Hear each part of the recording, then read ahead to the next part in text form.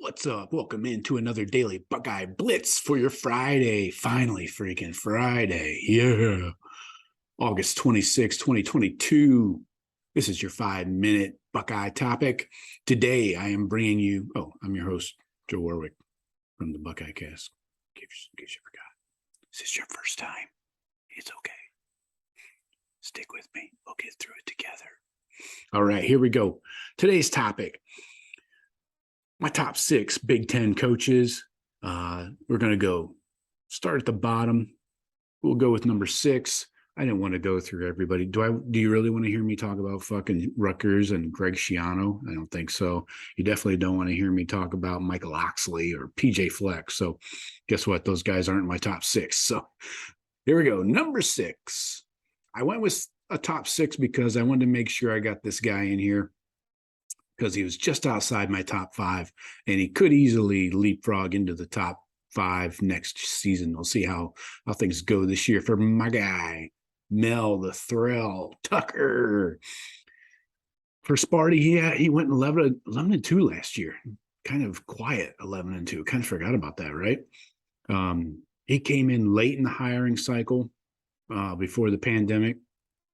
He won he had a Heisman candidate last year, and he won a Peach Bowl. That's pretty freaking good, right? And finished ranked in the top 10. That's a good freaking season for really what amounts to a first full season, you know? So 11-2 Mel Tucker, he's my number 6. We'll see what he does this year. I know he's going heavy into that portal, so we'll see if he can twist it around real quick and get some chemistry going with those guys. My number 5 coach is Penn State's James Franklin. Chrome Domus went 7-6. You forget that too. I don't even remember them going 7-6 last year.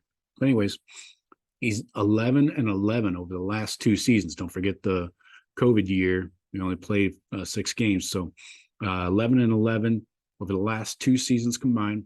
8-10 in the Big Ten over those seasons. So not great.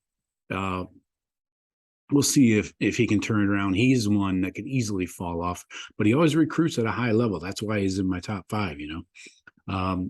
Wisconsin, I got number 4, Wisconsin's Paul Crist. He went 9-4 last year.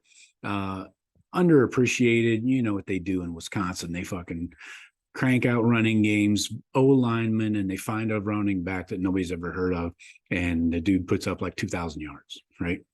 So consistency is like one of his things, and just like Kirk Ferentz at Iowa, but Wisconsin did fail to win the West for the 2nd straight season, so keep that in mind. I have him at my number 4 because he does a lot with very little, you know. Eventually, they're going to have to start spending some of that Big Ten network money, right? So, number 3, like I mentioned, Iowa's Kirk Ferentz, however you want to pronounce it. 10-4 last year. Again, consistency does a lot with a little. You got to start investing that money into the fucking program, guys. Stadium, it looks like a high school stadium. Not a good high school stadium at that. I've seen Texas and other high school stadiums that look better than that. Big Ten West title last year, won 10 games. You know, that's a great year for Iowa. So that's why I have him at my number 3. I got old Jimmy Hardballs. Went 12-2 last year. I got him at number 2. He's really turned that program around, in my opinion, kind of like turning a battleship. He didn't do it overnight, you know, but like a Mel Tucker or anybody, but he's done it and made it to the playoffs, beat us, made it to the Big Ten title. I know it fucking hurts. I don't want to reopen old wounds, but did what he did. And outside of that, I mean, after that COVID season where they didn't even fucking show up to the game in Columbus in 2020, he's still going to be like the obstacle between the Buckeyes and the Big Ten title. So hats off to the ding dong. Number 1 should be no surprise. 11-2, Ryan Day. Enters every season. as the team to beat, you know, the favorite in the Big Ten to win the conference, favorite to be in the playoffs or win the playoffs. 23-1. Listen to that. 23-1 in conference since taking over.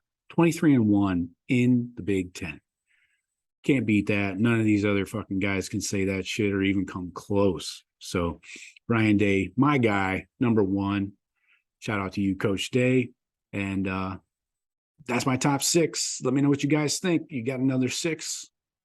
Hit me up. Comment on the video, whatever. And I'll talk to you tomorrow. We'll hit you up on Saturday. Go Bucks.